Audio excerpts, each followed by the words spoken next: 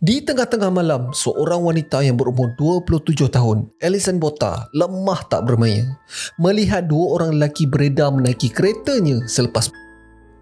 Tak cukup dengan tu, Alison telah ditikam sebanyak 37 kali di perut dan 17 kali di leher. Alison seakan pasrah, tak mampu nak berbuat apa-apa. Dia hanya boleh mengalirkan air matanya sementara menunggu malaikat maut datang menjemputnya. Tiba-tiba bayangan wajah ibunya terlintas. Dia mengesat air matanya. Dia tahu kalau dia menyerah kalah, dua lelaki yang berhati syaitan tu mungkin akan terlepas. Dengan segala tenaga yang masih tersisa, dia menggagahkan diri. Tetapi kecederaan yang dialaminya bukan kaleng-kaleng guys. Serius, memang barai habis.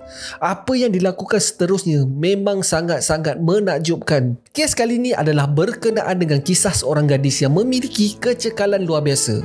Alison Bota memberi makna baru untuk pepatah berpantang maut sebelum ajal.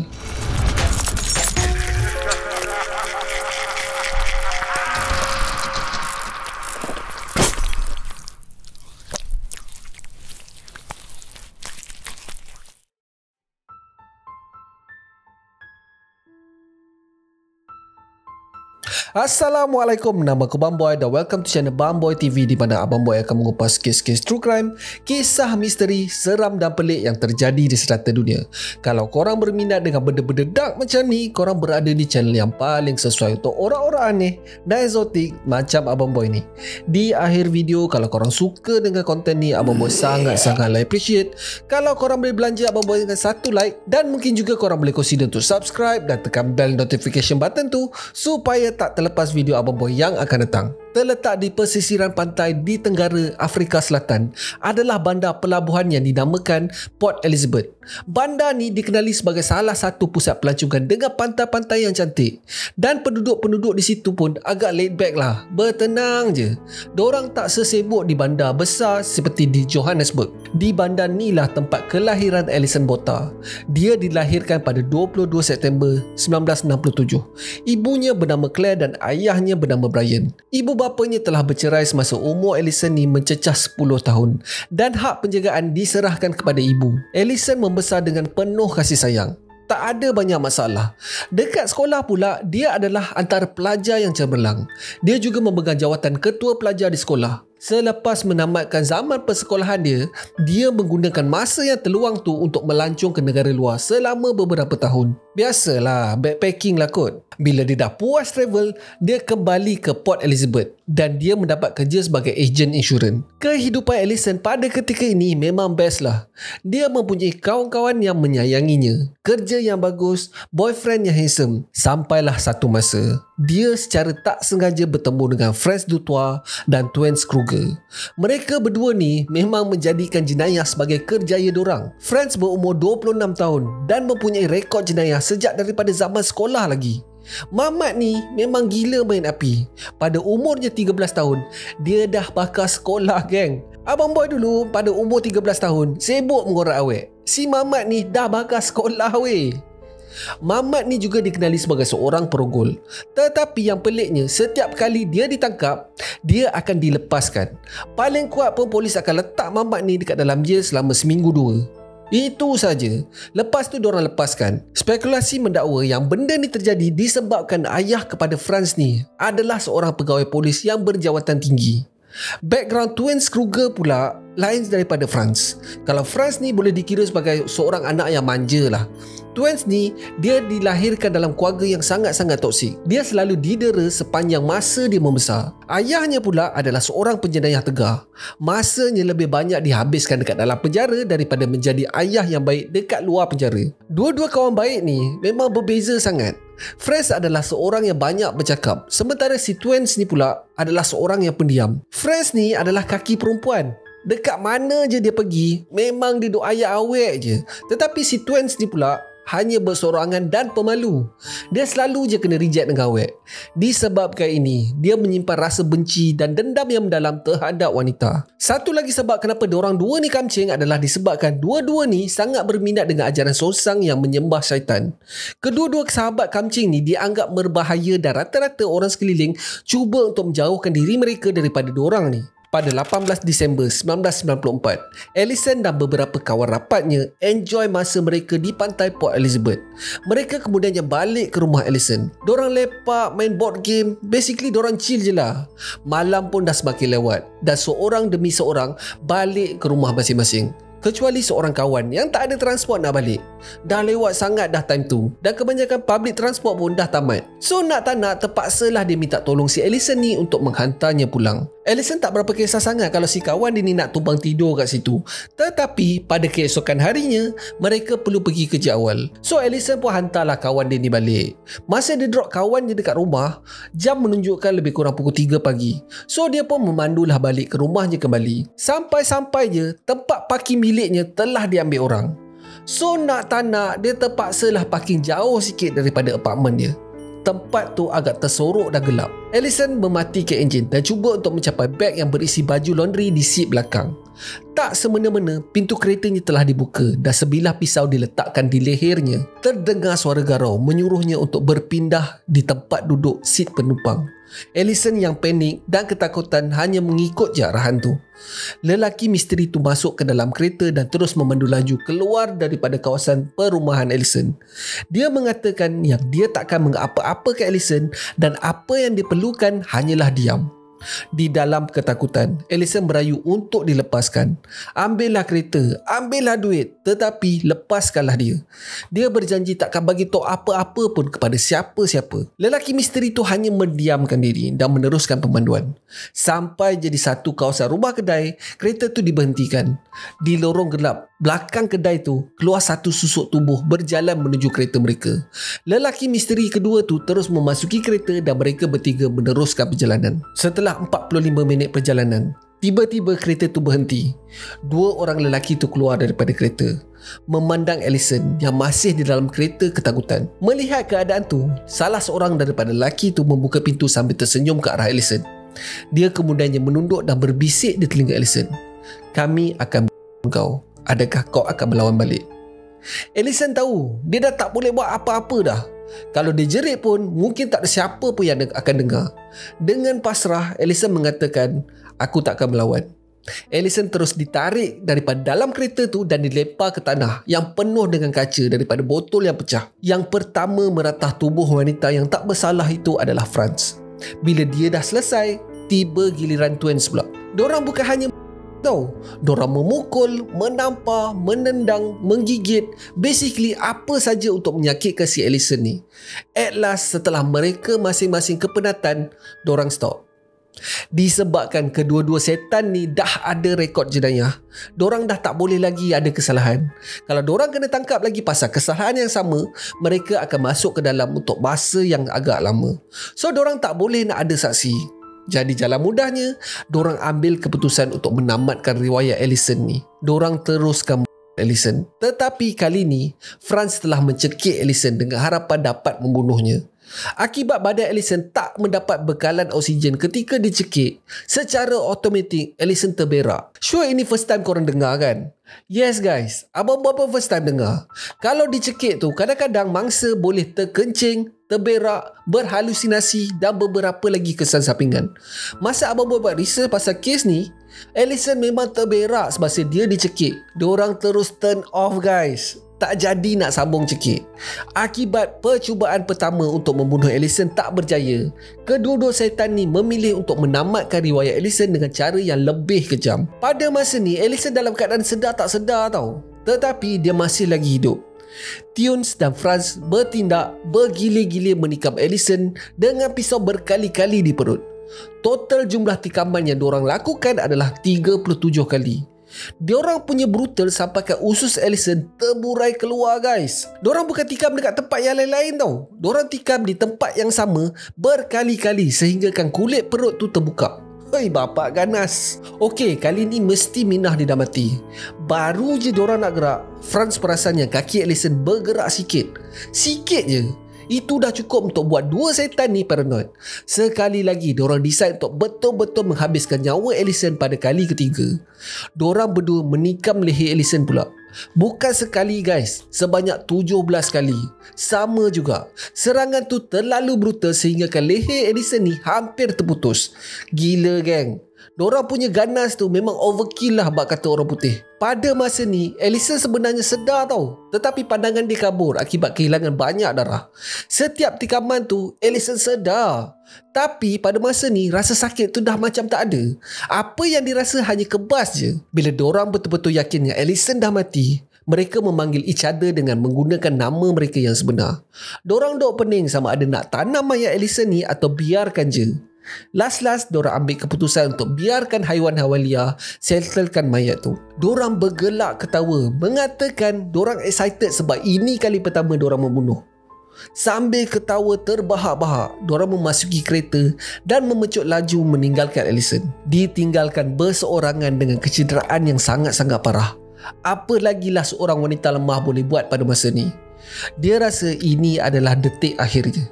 Dia pelan-pelan pasrah dan menunggu masanya untuk menghembuskan nafasnya yang terakhir. Baru je dia nak terlelap, dia teringat satu persatu apa yang dilakukan oleh 2 ekor setan ni kepadanya. Daripada perasaan pasrah tu, dia jadi panas geng. Allison menganggap yang dia tak layak dilakukan sebegitu.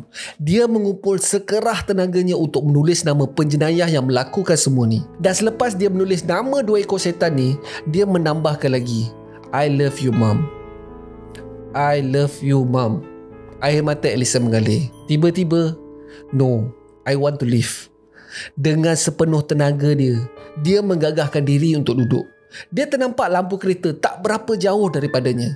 Kalau dia berjalan ke jalan raya, ada kemungkinan dia boleh diselamatkan dan dia mungkin akan bertemu dengan ibu bapanya semula. Dia mengesot perlahan-lahan ke arah jalan raya tu. So dalam proses merangkak dan mengesot tu, dia baru perasan ususnya sedang terburai geng. Dengan tangannya, dia mengutip kembali ususnya dan disumbatkan kembali ke dalam perut. Dan selepas selesai, dia menggunakan bajunya untuk mengikat perutnya kembali. Pada masa ni, dia memang tengah barai geng. Sekejap sedar, sekejap pengsan. Bila dia dah selesai ikat tu, dia memulakan sekali lagi dengan mengesot dan merangkak perlahan-lahan ke arah jalan raya. Last dia terfikir, kalau dia mengesot dan merangkak, bila nak sampai? Dahlah perut tengah terburai tu. Baju yang diikatnya pun tak berapa ngam untuk menahan isi perutnya daripada terkeluar. Silap-silap, dia mati dulu sebelum dia sempat meminta tolong. Allison mengambil keputusan untuk berjalan. Dia cuba untuk berdiri. Tetapi ada satu benda pelik yang berlaku. Dia boleh berdiri tetapi kepala dia seperti longlai ke belakang. Dan bila kepalanya dalam keadaan tu, dia merasa pitam. Sudah. Dah kenapa pula? Si Allison meraba-raba lehernya. Rupa-rupanya setan 2 ekor tu telah mengelar leher si Allison ni dengan terlalu teruk sampaikan lehernya hampir terputus geng. Walaupun dalam keadaan macam tu, si Allison ni tak berputus asa. Dengan satu tangan memegang perutnya, satu lagi tangan memegang kepalanya dan dia menggagahkan diri untuk berjalan setapak demi setapak. Dah macam cerita zombie geng. Serius, ini bukan movie tau. Ini adalah yang dialami oleh Allison. Memang scary siut. Dia punya semangat nak hidup tu memang betul-betul selut lah. Bukan kaleng-kaleng kan. Beberapa kali dia terjatuh. Beberapa kali juga dia pengsan. Dia bangun balik geng. Dia memang nekat untuk sampai ke jalan raya. Dia betul-betul nak 2 ekor setan tu ditangkap dan dihukum supaya diorang tak boleh melakukan benda yang sama kepada wanita yang lain. Sesampai je dekat tengah-tengah jalan tu, Allison memang dah penat gila dah. Memang penat nak mati. Dia terus rebah. Dia menyerah je. Ini adalah usahanya yang terakhir untuk terus hidup.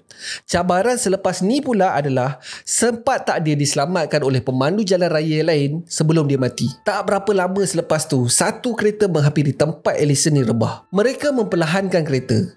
Melihat keadaan Allison yang berbogil dan berlumuran darah, mereka kemudiannya memecut laju. Korang boleh bayangkan tak situasi macam tu? Tengah-tengah malam kan, korang lalu dekat jalan, jin bertendang pula. Ternampak pula seorang wanita berlumuran darah berbaring dekat tengah-tengah jalan tu. Hoi, serius man. Abang boy tak cakap banyak, terus mecut je. Gila kau nak berhenti. Hei, seram. Allison pasrah. Dia dah tak tahu nak buat apa dah. Sambil mengalirkan air matanya, perlahan-lahan dia menutup mata. Mungkin ini adalah pengakhiran hidupnya. Baru je Allison nak menutup matanya, satu lagi kereta yang dinaiki oleh 4 sekawan daripada bandar Johannesburg berhenti di tepinya. Salah seorang daripada penumpang kereta itu adalah Tian Illet. seorang pelajar jurusan veterinari. Mula-mula tu seekor-seekor dapat macam tak percaya yang diorang nampak. Diorang ingatkan yang diorang jumpa mayat. Masing-masing dah nak belah dah pada masa tu. Tiba-tiba Allison mengangkat tangannya. Tien tak fikir panjang, terus berlari mendapatkan Allison. Dengan ilmu yang dia pelajari, dia membalut luka di leher Allison menggunakan bajunya. Tien tahu kalau dia biarkan Allison ni tidur, memang Allison akan mati. So dia cuba sedaya upaya dia untuk bersembang dengan Allison.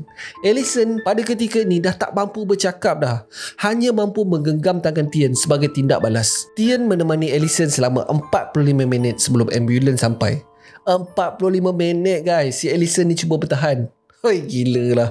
Dia punya semangat nak hidup tu memang padu banget. Semasa si Allison ni diangkut masuk ambulans tu, Allison tak mahu melepaskan tangan si Tien ni.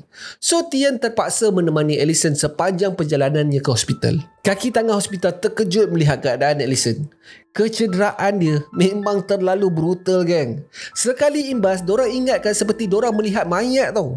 Doktor yang merawat Allison mengatakan sepanjang 16 tahun berkhidmat sebagai doktor, ini adalah kali pertama dia melihat seseorang mengalami kecederaan sebegitu teruk dan masih hidup. Menurutnya lagi, Allison menerima lebih 50 kali tikaman. Tetapi yang ajaibnya, tak ada satu pun tikaman tu terkena dengan organ-organ penting Allison. Dan lagi satu sebab si Allison ni hidup adalah kerana ususnya telah kosong semasa dia dicekik. Rongga perut Allison ni tak menjadi septik. So dalam bahasa mudahnya, tak dijangkiti kuman lah. Menurut doktor tu lagi, walaupun Allison ni mengalami luka yang parah, tak ada satu pun luka tu dijangkiti kuman. Allison berjaya melalui pembedahan selama 3 jam. Dan menurut doktor yang merawatnya, mereka berjaya menstabilkan keadaan Allison. Satu tiub udara telah dimasukkan di leher Allison untuk memudahkannya bernafas. Walaupun si Allison ni tak boleh nak bercakap, dia masih mampu mengecam 2 mamat setan yang melakukan kekejaman ke atasnya. Disebabkan kedua setan ni mempunyai sejarah dengan pihak berkuasa, memang senafas je lah polis pergi kutip.